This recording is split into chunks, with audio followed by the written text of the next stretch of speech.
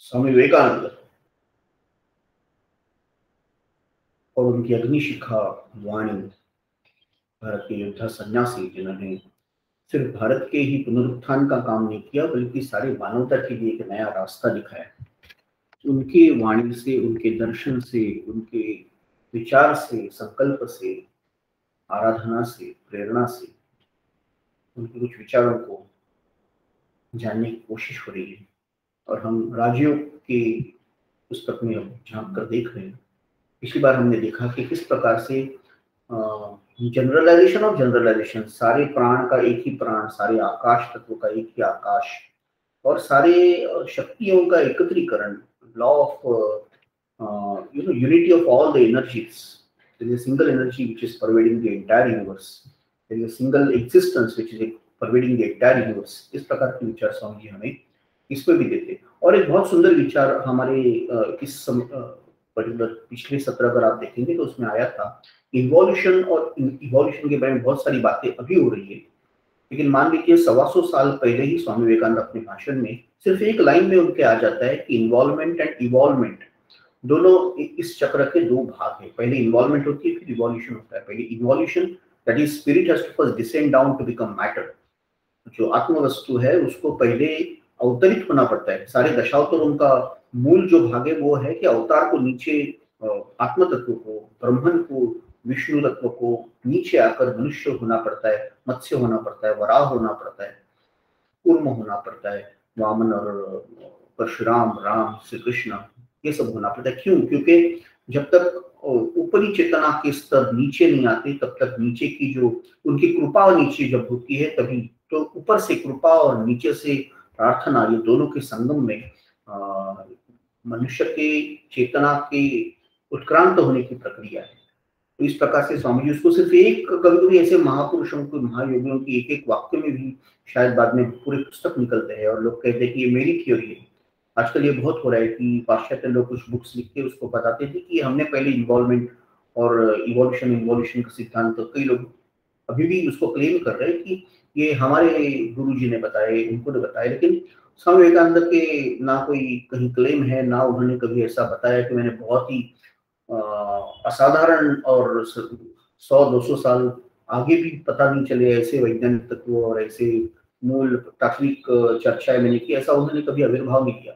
और साधारण ही रूप में वो सहजता से कहे जाते थे। इसका एक उदाहरण मैंने बताया पिछली बार जब हम लोग बात कर रहे थे, तब एक ही वाक्य में इन्वोल्यूशन और इवोल्यूशन दोनों भाग उन्होंने ले लिए थे। शायद चाहिए तो वो वाक्य वापस एक बार देखेंगे और फिर उसी से आगे हम लोग आज के विषय में जाएंगे। इस प्रकार से स्वामी जी बता रहे हैं कि अपने शरीर पे, अपने प्राण पर कंट्रोल लाने के लिए जो हमारी स्वाभाविक क्रिया है, नैसर्गिक जो क्रिया है, उसको हमें पहले अपने वश में करना होगा। किस प्रकार से वश में करना होगा, क्या करना होगा उसके लिए, ये सब हम लोग जानने की यहाँ भी कोशिश करेंगे। स्वामी हमको बताते हैं कि ये जो सारा आत्म तत्व, हम बार बार उसके बारे में बात कर रहे हैं कि ये आत्म तत्व है और ये प्राण है, उसका सामान्यकरण का एक भाग है जो प्राण में आता है और दूसरा जो भाग है वो हम कह सकते हैं कि ये उसके दूसरे भाग में आता है। तो ये अगर ये ऐसा ही चला तो वो मतलब ये चक्र का एक भाग और दूसरा भाग जब एक साथ आ जाता है तभी उसमें एक तरह से हमें ये पूर्ण रूप मिलता है। इस प्रकार से स्वामी जी का कहना है। तो सेम वाक्य वापस अभी रिपीट करना जो मैं अभी बता रहा था, thus it goes on evolving and evolving through eternity. The control of this prana as before stated is what is called as pranayama. तो ये प्राण का जो कंट्रोल करना है, ये इन्वॉल्वमेंट, इवॉल्वमेंट, ये पूरा चक्र हो रहा है क्रांति का, उसमें जा रहा है। The most obvious manifestation of this prana in the human body is the motion of the lungs. हमारे फेफड़ों का जो ये हो रहा है, पंपिंग जैसा हो रहा है, शरीर में हवा आ रही है, हवा वहां से जा रही है, वो हम छाती फुलाते हैं, वापस उसको आकुंचित करते हैं। ये जो एक स्वाभाविक क्रिया है, अगर वो रुक गई तो हमारा जीवन ही रुक जाएगा। If that stops, as a rule, all the other manifestations of the force in the body will stop. Immediately it will stop. But there are persons who are able to control even that. वो यही कह रहे हैं कि ये जो motion है, वो जो इनवॉलंटरी है, हृदय धड़कता है और फिर फेफड़े वो सांस को लेते और छोड़ते, प्रसरण और आकुंचित होते हैं, इसको रोककर भी जीवित रहने वाले कुछ योगी हमारे इतिहास में है, हमारे यहाँ ऐसे अभी भी है, वर्तमान में भी है, क्योंकि उनको प्राणायाम का पूर्ण ज्ञान है। अगर प्राणायाम का ज्ञान हो गया तो आप कई ऐसे भी योगी है स्वामी जी कहते हैं कि दे कैन बरी themselves for days and even entire life, and yet to reach that subtle we must take help of the grosser, and so slowly travel from the subtle until we gain our point. तो यही है प्राणायाम really means controlling this motion of the lungs, and this motion is associated with the breath. तो ऐसे योगी भी है जो, जैसा मैंने कहा, फेफड़ों का पूर्णतः अकुंचन प्रसरण बंद हो गया, उनकी कोई मूवमेंट ही नहीं हो रहा है, कुछ हवा अंदर बाहर नहीं जा रही है, पूर्णतः उन्होंने कुंभक कर दिया है, और फिर भी वो जीवित है। अर्थात ये बहुत ही उच्च स्थिति है जिसको हमें आज उसके बारे में नहीं सोचना है, लेकिन कहने का तात्पर्य है कि हमारे लिए भी ये एक रास्ता है कि जब आप स्थूल को पकड़ते हैं, धीरे धीरे स्थूल से आप सूक्ष्म तक जा सकते हैं, और इसीलिए ब्रीदिंग कंट्रोल, श्वासोच्छ्वासन के ऊपर कंट्रोल लाना उसका एक महत्वपूर्ण भाग है, प्राणायाम उसके लिए महत्वपूर्ण है। तो इस प्रकार से वो कहते हैं कि not that breath is producing it, on the contrary it is producing breath. This motion draws in the air by pump action. The prana is moving the lungs. The movement of the lungs draws in the air. So pranayama is not breathing but controlling that muscular power which moves the lungs. तो प्राणायाम क्या कर रहे हैं? वो actually breathing को नहीं control कर रहा है, वो ये जो मस्कुलर पावर, ये जो स्नायुओं का एक प्रकार की शक्ति है मूव करने की, जो फेफड़ों को हमारे मूव कर सकती है, हमें उनको आकुंचित प्रसरण कर सकती है, उनके गतिमानता में वो एक प्रकार से सहायक होती है, उसके ऊपर हम लोग काबू लाने की कोशिश कर रहे हैं। ये जो पर्टिकुलर हम प्राणायाम में कर रहे हैं वो ये है कि उसके तरफ जाना, वो आकुंचन प्रसरण या वो जो बेसिकली पंप की अवस्था है उसमें जाना, ये उसका तात्पर्य है। और ये muscular power which goes out through the nerves to the muscles and from them to the lungs makes them move in a particular manner. So एक स्नायुओं की शक्ति है, वहां से वो नर्व्स या उसके पीछे जो हमारे नाड़ियां उसकी तरफ जाती है। ये सारा मतलब इन शॉर्ट कहा गया तो एक स्थूल से सूक्ष्म तक का धीरे धीरे प्रवास हो रहा है। और उसीलिए प्राणायाम की, सिर्फ प्राणायाम का मतलब श्वास उच्छ्वास से नहीं है, उसका मतलब ये सारा उसके पीछे के जो तत्व है उसके बारे में कहानी की स्वामी जी हमें चेष्टा कर रहे हैं। So which we have to control on the practice of pranayama. When the prana has become controlled, then we shall immediately find that all the other actions of the prana in the body will slowly come under the control. बाकी सारी चीजें भी उनके control में आ जाएगी जब प्राण के कंट्रोल में आएंगे। So I myself have seen men who have controlled almost every muscle of the body. And why not?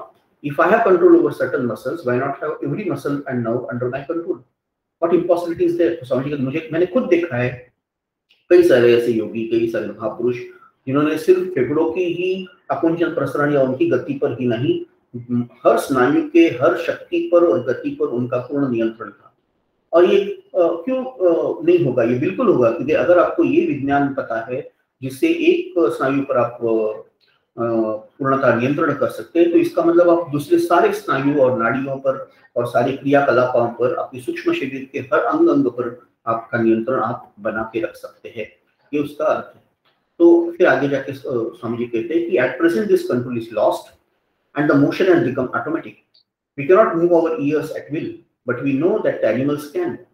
We have not that power because we do not exercise it. This is what we called as the एटाविज्म.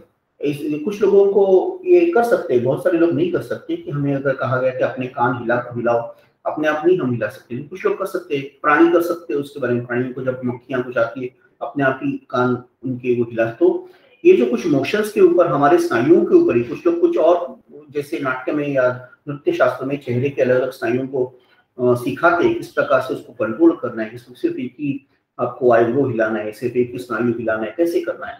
तो यथार्थ रूप से अगर उसका शास्त्र आपको अवगत हो, अगर आपने अपने अवयवों पर, अपने स्नायुओं पर पूरी तरह से नियंत्रण पा लिया, तो हर क्रिया पे आपका नियंत्रण आ सकता है। ये कहने का तात्पर्य है।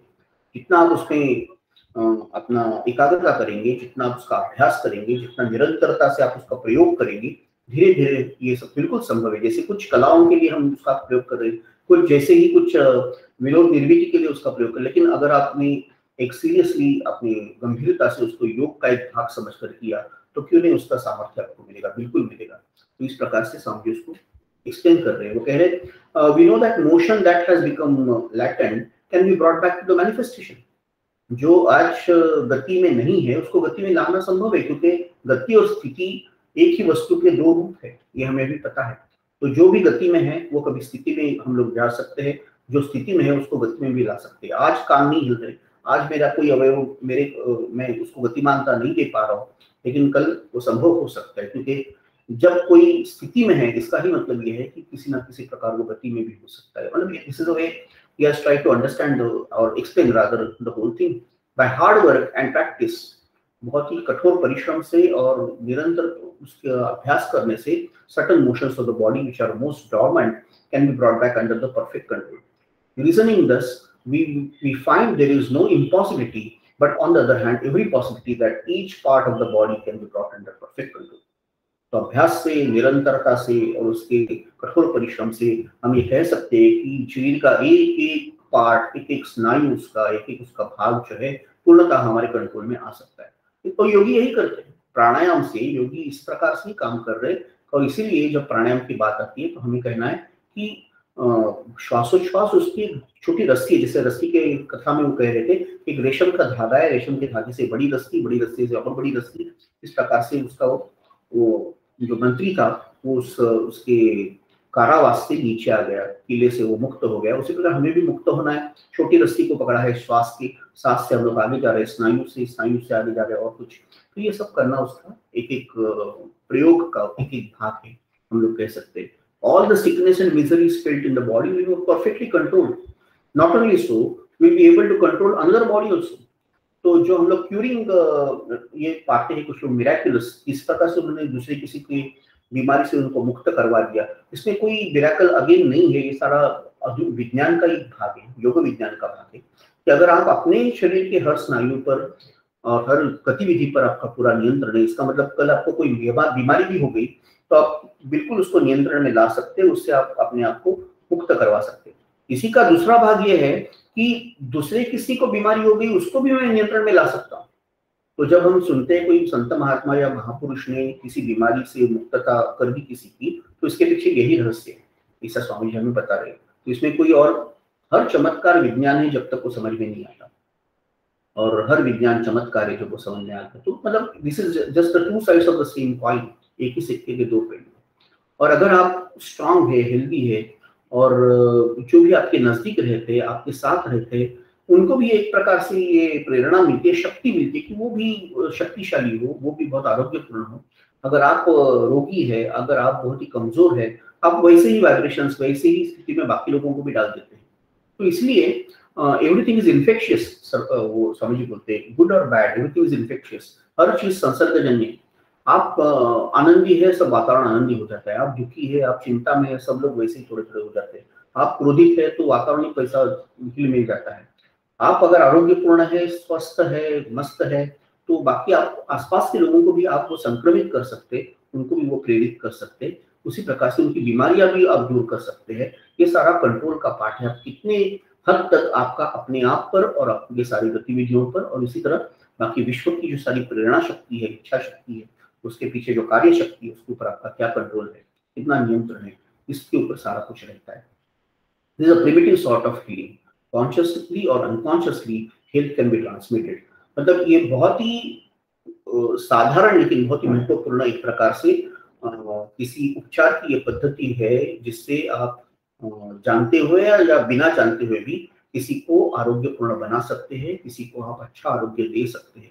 Very strong man living with week man will make him little stronger weather ही। लेकिन उसके पहले आपके मटकी में पानी होना चाहिए।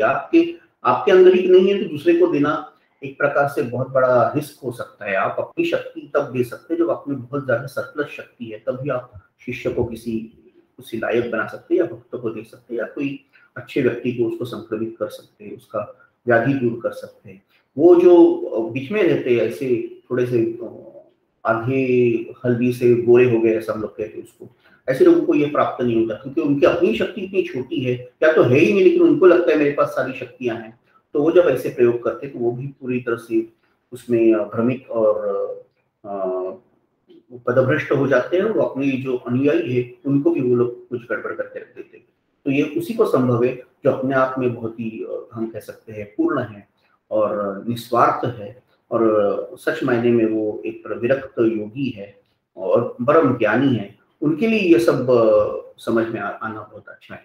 इसलिए इस सॉर्ट ऑफ फीलिंग कॉन्शियसली और अनकॉन्शियसली ये हम लोग आरोग्य उसको दे सकते हैं। तो a very strong man living with very weak man कि वो उसको दे सकता है, यही कहने की बात है।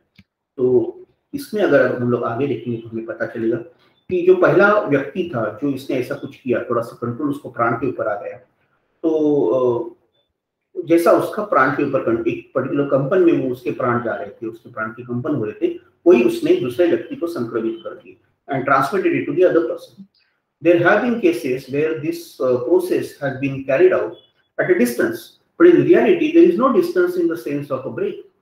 Where is the distance that has a break? कभी कभी अभी ऐसा भी हमने सुना है, देखा है, पढ़ा भी है कि किसी ने यही सारे संक्रमण दूसरे व्यक्ति जो बहुत दूर थे उनसे, उनके ऊपर भी यशस्विता से किया। जो महायोगी होते हैं, जो उनको पता चलता है मेरा एक जो अच्छा सज्जन व्यक्ति है, जो अच्छा काम कर रहा था, वो व्यथित है, वो व्याधि पीड़ित है, तो खुद दूर होते हुए भी वो उसको उसके ऊपर वही वो लाभ का संक्रमण कर सकते थे, आरोग्य का संक्रमण कर सकते थे। ये क्यों हुआ? क्योंकि आखिरकार अंतर होता क्या है? जब अंतर में आप अपने प्रवेश करते हैं तो बाहर के अंतर का कुछ मायना नहीं रहता। अंतर का अंतरात्मा और बाहर का अंतर, इसमें फिर कुछ रहता ही नहीं है। आप कितना भी दूर व्यक्ति हो, अगर आप चांद, सूरज और तारों से एकरूप हो गए, आप ब्रह्मांड से एकरूप हो गए, तो मुझसे 100-200 किलोमीटर दूर आदमी के बारे में कुछ कहना, सुनना, उसकी बातों को समझना, उसके विचारों को पढ़ना, उसकी व्याधियों को दूर करना, ये बहुत संभव है। एक ही साथ 2-3 जगह पर आ जाना, प्रकट होना, ये भी बहुत संभव है। तो इसका यही तात्पर्य है कि सारे विश्व की बाहरी और अंतरी शक्तियों पर आपका नियंत्रण आ गया है, यही उसका तात्पर्य है। तो इसलिए ये कहते हैं कि cases of healing from a distance are perfectly true, कोई इसमें संदेह नहीं। Why can not this force travel? Why there is no reason to disbelieve this type of things. अगर हमने एक बार ये कह दिया कि ये शक्ति पूरे विश्व को, ब्रह्मांड को चलाने वाली शक्ति है, उसको इस योगी ने जान लिया है, तो एक अंतर पर, बहुत दूर अंतर तक रहने वाले व्यक्ति पर उसने संक्रमित किया, उसका लाभ उसको दिया, उसको भी शांति मिली, उसको भी आरोग्य मिला। इसमें कोई भी ना समझने वाली या उसमें शंकित होने वाली बात हो ही नहीं सकती है। तो ये process of healing is not so easy as it is thought to be. In the most ordinary cases, such healing, you will find that the healers simply take advantage of the naturally healthy state of the human body. तो ये जितना कहना आसान है उतना ही बहुत मुश्किल है, सबके लिए संभव नहीं है। लाखों करोड़ों में एकाध ऐसे महापुरुष होते हैं जिनके पास ये शक्ति होती है, बाकी लोग तो ऐसे ही कुछ बीच में कुछ करके थोड़ा बहुत लाभ उठाने की कोशिश करते हैं। इसलिए हमें जो सत्पुरुष है, सच मायने में जो महापुरुष है, उनके ही उदाहरण हम लोग प्रस्तुत कर रहे हैं, जो यहाँ वहाँ थोड़ा बहुत सीख कर आए हैं, उनके बारे में हम लोग बात नहीं कर रहे हैं।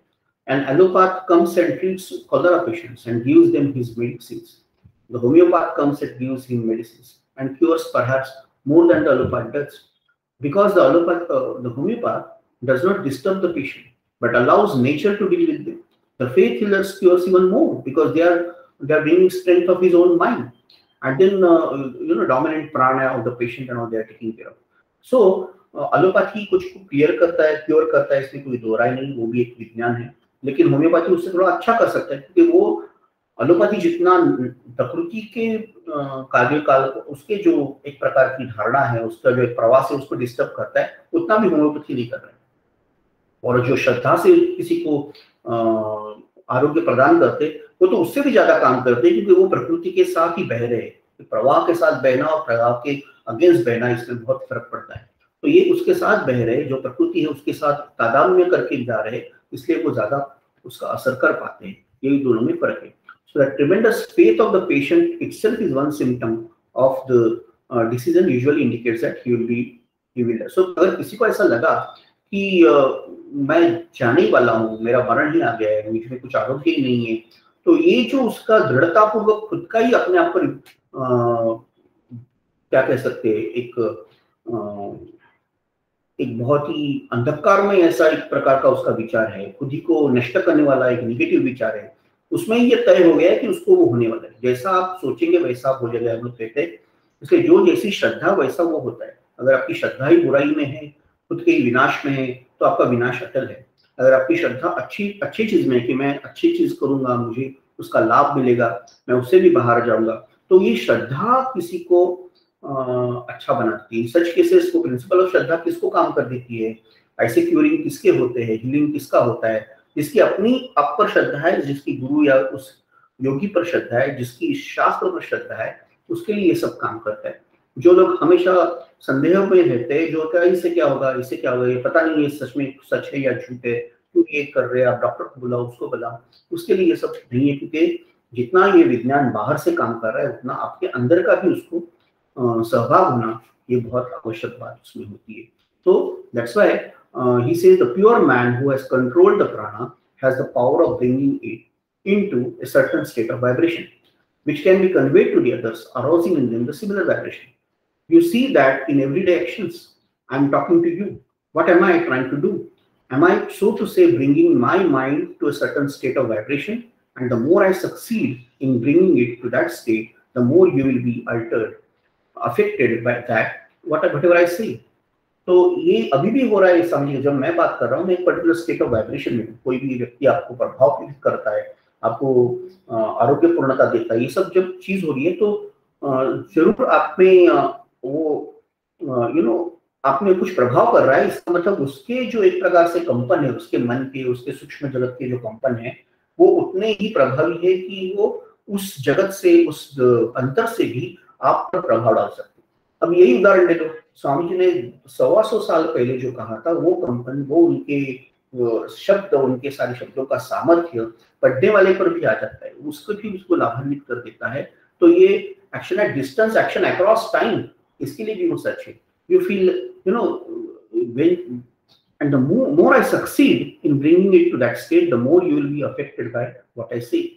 All of you know that the day I am more enthusiastic, the more you enjoy the lecture, and when I'm less enthusiastic, you feel lack of interest. तो श्रोता और वक्ता में ऐसा ही एक प्रकार का नाता होता है कि जब श्रोता उत्साहित कब होता है, जब वक्ता भी उत्साह में, वक्ता भी एक अच्छे स्टेट ऑफ माइंड में है, वो भी बड़े अच्छी तरह से कुछ बात कर रहा है, बहुत ही नेचुरल फ्लो में है, श्रोता को भी वही प्रभाव होता है, उसी में भी वही विचार आते हैं।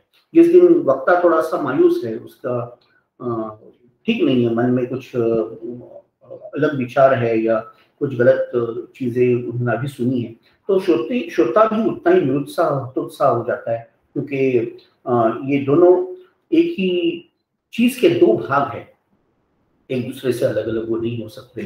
तो इसलिए स्वामी जी आगे कहते हैं कि एक प्रकार का एक gigantic will powers of the world movers can bring their prana into high state of vibration. It is so great and powerful that it catches others in a moment, and thousands are drawn towards them. A half of the world think as they do. तो जो महायोगी, महापरम पराक्रमी पुरुष थे, स्त्रियां थी, जिन्होंने विश्व की सारी इतिहास को एक नया आयाम दे दिया, एक नई जगह पर उनको लेके गए, वो लोग एक नई ऊंचाइयों पर सारे मानव जात को वो लेके गए। उनका जो अपने आप पर ये स्वामित्व था, तो स्वराट और फिर सम्राट करके हमको, पहले स्वराट, पहले अपने आप पर जीता है, फिर पूरी दुनिया को जीता है। इस प्रकार से वो थे जो पहले ही बाहर जीतने को जाते हैं, वो सिकंदर जैसे खाली हाथ लौट के आते हैं। जो अपने आप खुद जीते, पूर्णतः विजयी पाते हैं, वो आदि शंकराचार्य, वो तथागत बुद्ध, वो याज्ञवल्क्य, वो जनक राजा, वो श्री राम और श्री कृष्ण, ये सारे हमेशा सम्राट रहते, क्योंकि वो पहले स्वराट, वो अपने आप पर विजय पहले पाते, फिर दुनिया पर विजय पाते। ऐसी बहुत ही उच्च श्रेणी का अपने ही प्राण पर नियंत्रण होना, सारी दुनिया के कंपन, प्राण के कंपन पर नियंत्रण जब होता है, तब वो जो भी उस कंपन को, उस शक्ति को, जो भी उसके दायरे में आ गया, उसको थोड़ी भी उसने छुआ है, उसके ऊपर वो पूरा प्रभाव डाल के छोड़ देता है, और आधी दुनिया उनके पीछे आ जाती है। हमने देखा है कि किस प्रकार से ऐसे महापुरुष आते हैं, एक उनके जीवन काल में ही लाखों करोड़ों लोग उनके पीछे आ जाते हैं, उनके साथ एक हाथ उठाने से उनके पीछे आ जाते हैं। ये सारा उस शक्ति का प्रभाव। तो इस प्रकार से जब हम लोग देखेंगे तो ये पता चलता है कि जो विश्व की जो सबसे बड़ी बड़ी समस्या है, वो क्यों समस्या हो गई है कि इस प्रकार से किसी ने जब उस पर कंट्रोल था तो अच्छी चीजें हो गई, जब कंट्रोल नहीं है, पूरी तरह से अस्त व्यस्त सब हो गया है, ध्वस्त हो गए, तब इस प्रकार से समस्याओं का निर्माण हो जाता है। जो सबसे बड़े महापुरुष थे, प्रॉफिट्स थे, जिन्होंने नए नए धर्म की नींव रखी, नए पंथ, नए विचार, नए आयाम, नए इजम्स जो ढूंढ के पूरे मानव जात को एक नई उन्होंने दिशा देने का काम किया। आप देखेंगे कि उनके सब के अंदर इसी प्रकार से प्राण की जो शक्ति है, पूरा तरह से उनका उन पर नियंत्रण था। विश्व का प्राण विश्व के पीछे की शक्ति और आत्मशक्ति, शरीर के अंदर जाने वाली हर चीज के अंदर का सूक्ष्म जगत का भी उनके ऊपर पूरा उनका स्वामित्व है और बाहर के भी जगत पर स्वामित्व है। ऐसे ही लोग महापुरुष बन गए। Tremendous will power, they had brought the prana to the greatest state of motion, this is what give them power to sway the world. पूरी दुनिया को उन्होंने हिला दिया, घुमा दिया, एक अच्छे विचार पर, अच्छा ऊंचाई पर लेके गए, क्योंकि ये पर्टिकुलर नियंत्रण उनके हाथ में था। All manifestation of power arise from this control. Men may not know the secret, but this is the one explanation. Sometimes in your own body, the supply of prana gravitates more or less to one part. The balance is disturbed, and when the balance of prana is disturbed, what we call disease is produced. तो सारा जो दुनिया में शक्ति का खेल है वो इसी पर्टिकुलर विज्ञान से, ये योग विज्ञान से ही हो रहा है। लोगों को पता नहीं, उनको ये सीक्रेट लगता है, उनको ये रहस्य लगता है, उनको ये सारा चमत्कार लगता है, लेकिन ऐसा कुछ भी नहीं है। यही एक उसका मूल विचार है, उसके पीछे का तात्पर्य है, और इसी से आप उसको एक्सप्लेन कर सकते हैं कि आपके अंदर जो प्राण है वही जगत के पीछे का ये प्राण शक्ति है। एक पार्ट से दूसरे पार्ट तक जाने के लिए उसको एक प्रकार का विज्ञान में एक रचना है, उसकी एक धारणा है, उसकी कल्पना है, उससे वो जा सकता है। जब भी ये संतुलित होता है, नियंत्रण में होता है, तो अच्छे काम करते रहते हैं, और जब वो डिस्टर्ब हो जाता है, जब किसी उसमें विपदा आ जाती है या किस प्रकार से उसको कुछ वो किसी भी चीज से वो उसको असंतुलित हो जाता है, बहुत ही त्रस्त रहता है, तब आपको रोग होते हैं, तब आपको अलग अलग बीमारियां होती है। और बीमारी होने का यही कारण है कि प्राण का असंतुलन हो गया है, बाहरी प्राण का, अंतर प्राण का। अंतर जगत और बाह्य जगत में कोई अंतर नहीं है, छोटा सा ये त्वचा का एक पर्दा बीच में है, otherwise microcosm and macrocosm both are the same. यही भारत का ये जत पिंडे तक ब्रह्मांडे, जो हमारे अंदर का प्राण तत्व और हमारे सारे अंदर के जो पंचकोश और planes and parts of being है, और विश्व के अंदर जो सारे लोक है और अलग अलग चेतना के स्तर है, उसमें वास्तव में अंतर कुछ ज्यादा नहीं है। हम लोग समझते हैं हमारा ईगो, हमारा देह बुद्धि उसके बीच में पर्दा बन के खड़ी है। जब ये अज्ञान दूर हो जाएगा तब यथादर्शो मलिन, जब आईने के ऊपर की धूल निकल जाएगी तो पता चलेगा कि आईने के अंदर मेरा ही प्रतिबिंबित्व है, मैं कुछ अलग नहीं हूँ, जो अंदर है वही बाहर है, जो बाहर है वही अंदर है, अंदर राम ही बाहर राम ही, जहाँ देखो वहाँ राजा राम। तो गुरु को पांजन पायो मेरे भाई, इस प्रकार की स्थिति हमें आ जाती है। इसलिए हमें to take away the superfluous prana और to supply the prana that is wanting will be curing the disease. That again is pranayama. किसी जगह पर ज्यादा प्राण इकट्ठा हो गया उसको निकालना, और उसकी चीज में कम हो गया उसका सप्लाई, तो उसको ठीक से सप्लाई देना, यही बीमारी को ठीक करने का मात्र उपाय। इसको भी प्राणिक हीलिंग करके बहुत बड़ा टेक्निक भी बन गया है, कई सारे लोग उसको सीखने की चेष्टा करें। उसी को स्वामी जी बता रहे कि ये संतुलन प्राण का होना है, तभी स्वास्थ्य बनता है। अगर किसी कहीं पर कम है तो उसको ज्यादा दे, जैसे वाटर मैनेजमेंट है, कुछ जगह पर अकाल आ जाता है पानी में, इसलिए कुछ जगह पर महापूर आ जाता है, तो इसका जल प्रलय आ जाता है। इसका मतलब क्या है, पानी तो उतना ही है, जहां जितना जाना चाहिए उतना नहीं गया, तो महापुर से भी लोग मर रहे हैं और अकाल से भी मर रहे हैं। तो जब ठीक से उसका नियोजन हो जाएगा, जहां जितना बारिश कम है वहां थोड़ा सा एक्स्ट्रा सप्लाई करो, जहां एक्स्ट्रा बारिश हो गई वहां से उसको उसका कहीं किसी रूप से उसको वहां से बाहर निकालो। तो यही प्राण का भी एक प्रकार से बैलेंस बनाना बहुत आवश्यक हो जाता है। तो ये प्राणायाम है। To learn when there is more or less prana in one part of the body than the other, we should be able to understand this. The feelings will become so subtle that the mind will feel that there is less prana in the toe or the finger than there should be and will possess the power to supply. तो जब आप उस स्थिति में जाते हैं, खुद का ही हीलिंग आप कर सकते हैं। आपको अपने ही एकाग्रता से मन के वो सूक्ष्म तल पे जाके आपको पता चलता है, अरे मेरे पैर के अंगूठे में थोड़ा कम प्राण आ गया है, मेरे हाथों में थोड़ा एक्स्ट्रा आ गया है, मेरे ये अभी जब मैं इसको यहाँ से निकाल के वहां करूंगा, तब एक उदाहरण दे रहा हूँ, वास्तव में यहाँ से वहां ऐसा नहीं कर रहा हूँ, लेकिन जहां ज्यादा है वहां से मैं उसको धीरे धीरे उसको प्रसारित करूंगा, जहाँ कम है वहां उसको पहुंचा दूंगा, और फिर मेरा स्वास्थ्य फिर से, मैं खुद ही उसका निरोगी होने का मूल मंत्र मेरे ही पास है, और वो प्राण शक्ति में है, मेरे योग सामर्थ्य में।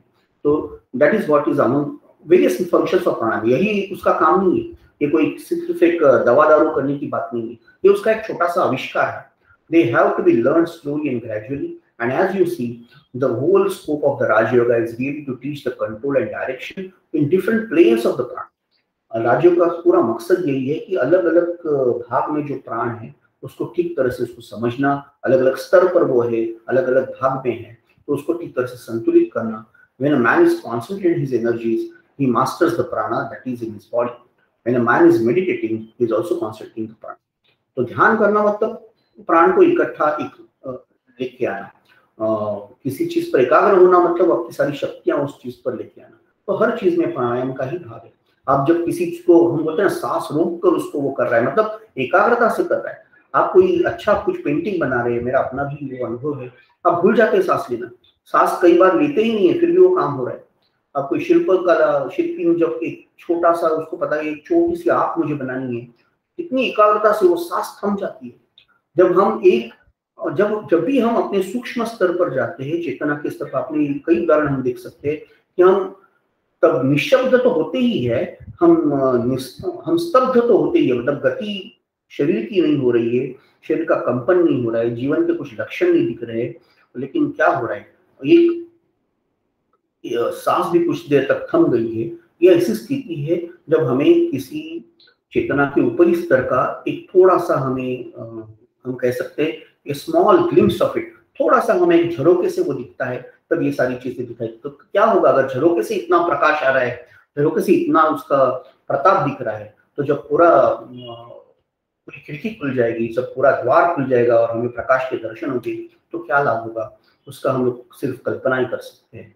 तो कोई भी जीवन के कोई भी अनुभव को आप देखिए, जब आप परमोच्च आनंद की स्थिति में है, परमोच्च ज्ञान के एक थोड़े क्षण में है, एक पूरे प्रेम की स्थिति में है, जो प्रेम की स्थिति में जन्म मृत्यु, सजीव निर्जीव स्थिति, गति और सांस का आना जाना भूल गए, मैं कहाँ हूँ, समय कहाँ है मेरा, मैं space time position and your potential and the kinetic part of it, everything is stopped, you see. So that's the way you can think of this entire thing. If in an ocean there are huge waves like mountains, then smaller waves, then still smaller waves, then down there are small bubbles, but back of that there is infinite ocean.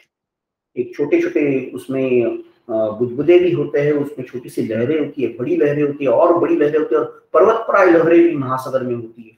लेकिन हमें ये समझना चाहिए सारी चीजों के बीच पे वही महासागर है, वही प्रशांत महासागर है, और वही भारत का महासागर है। ये सारी क्रियाकलापों के पीछे, चाहे बड़ी हो या छोटी हो, एक बबल जो है वो पूरे एक छोटा सा जो बिंदु है, एक छोटा सा जो ऊपर आके उसका एकदम बड़ा हो गया, थोड़े समय के लिए उसमें हवा आ गई, वो बड़ा हो गया, उसकी कोई अस्तित्व बन गया, दूसरी क्षण वो बिखर गया, और वो कहाँ था वो भी पता नहीं था। वो हवा में मिल गई, आकाश में मिल गई, वो पानी में मिल गया, लेकिन वो बुदबुदा नहीं रहा, क्योंकि वो वही महासागर था और वही महासागर को वापस मिल गया। तो इसमें क्या दुख करना, क्या विलाप करना, क्या शोक करना, क्या हर्ष करना, क्या अभिमान करना, क्या गर्व करना है। मैं एक छोटा बिंदु हूँ, आप एक बड़े बिंदु है, लेकिन हम दोनों के पीछे वही महासागर है। ये जो हमें पता चलता है, तो ना कोई तत्र को मोह का शोक, क्या मोह करना है, क्या शोक करना है, किसके बारे में हर्ष करना है, किसके बारे में विलाप करना है, क्या जय है, क्या पराजय है। जब योगेश्वर कृष्ण सारथ्य कर रहे हैं, जब कृष्ण आपको रास्ता दिखा रहे, तो यश क्या होता है और अपयश क्या होता है, स्थिति क्या होती है और गति क्या होती है, ये सारी जो भाग उसमें से निकल जाता है, और हमें पता चलता है कि ये सारी एक ही शक्ति का ये सारा खेल है। मय्ये विना निहता पूर्वमेव निमित्त मात्रम भव साक्षी, मैंने ये सब पहले करके रख चुका है, आप सिर्फ निमित्त करके उसमें भाग ले लो। इस प्रकार की ये सारी रचनाएं, इसको हम लोग आगे भी उसके बारे में हम लोग विचार करेंगे आने वाले सेशंस में, लेकिन ये राजयोग का महत्व हम लोग यहाँ पे समझ रहे हैं। बहुत बहुत धन्यवाद स्वामी जी की अमोघ वाणी को समझने की, उनके विचारों को समझने की, ये हमारी कल्पना और विचार आगे भी चलते हैं। बहुत धन्यवाद।